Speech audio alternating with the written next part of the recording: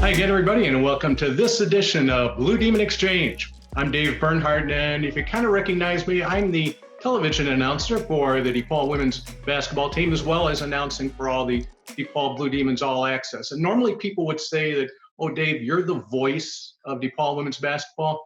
I am not the voice. Our guest is the voice and the face of DePaul Blue Demons women's basketball. That's head coach Doug Bruno. Doug, welcome to Blue Demon Exchange. Thanks for having me, Dave, and you are the voice. I don't know. You know, it's funny how when you talk about voices, there's things that speak loudly. And I know that you like to speak loudly of the academic side for your students and for your faculty. Well, I just am so proud of our students. First of all, our graduates, Kelly Campbell, Shante Stonewall, and then all of our student athletes for the effort that they put into achieving in this unusual quarter. And I would really like to thank all of our DePaul faculty who had to retool and come up with different methods of teaching. And the DePaul faculty has been absolutely magnificent. Doug, let's talk some basketball. Looking back, and I don't have to look back that far, but you claimed your sixth straight Big East title, ranked once again in the top 15 in the country. And in terms of national rankings, in terms of categories, now I have to get this right, so allow me to peek here. Top 5 in scoring, 3-point field goals, assist to turnover ratio, and steals. And I have to tell you that all of my fellow announcers at other colleges are very jealous of me because I get to announce games involving your team that does those type of things. And I keep going back to them and I keep telling them, well, this is a positionless system. Can you describe how you developed this positionless system?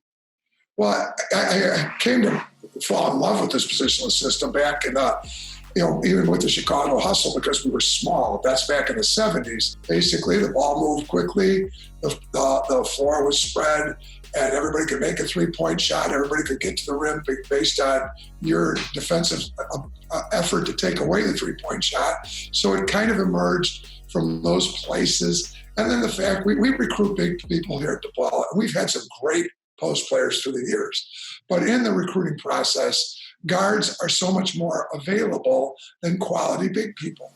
We don't just recruit big people because they're big. They have to have quality to their game. And the emergence now of the big post players having guard skills, I think that's something that we identified many, many years ago. And that's what has helped create this positionless basketball system. All right, you'll take this system once again into Big East play. A little bit different look this year to the Big East Conference. Let's talk a little bit about, you've got your 9, including you, 10 returning teams, and then you add this other team in there. Oh, UConn is coming into the Big East. Can you kind of fill us in as to what we may be looking for in conference play this year? People think Coach Bernhard was crazy to want UConn in the Big East, but I definitely did want UConn in the Big East because they are, I say arguably, I don't believe arguably, I think they're the best intercollegiate basketball program that's ever played intercollegiate basketball, men or women, and I think their record substantially supports that statement. So I would be very excited to welcome UConn into the league, knowing full well that it's going to change the dynamic for the other 10 teams because it's going to be much more difficult for us to win a championship, regular season or tournament championship. None of us are conceding those championships to UConn. Okay, Doug, so we're aware that UConn's there. There's also 9 other teams other than DePaul that are hanging around for the Huskies. What's it look like? Every year the Big East takes on a little bit different personality. What are you looking for this year? Well, I think we always have to start with our DePaul rivals, Marquette, 90 miles up the road, and with a lot, including both returning, this is going to be, and Coach Duffy showing what she can do as a leader of that group. I think you have to look at Marquette as going to be a strong contender next year. St. John's has a lot of players back. Seton Hall has a lot of players back.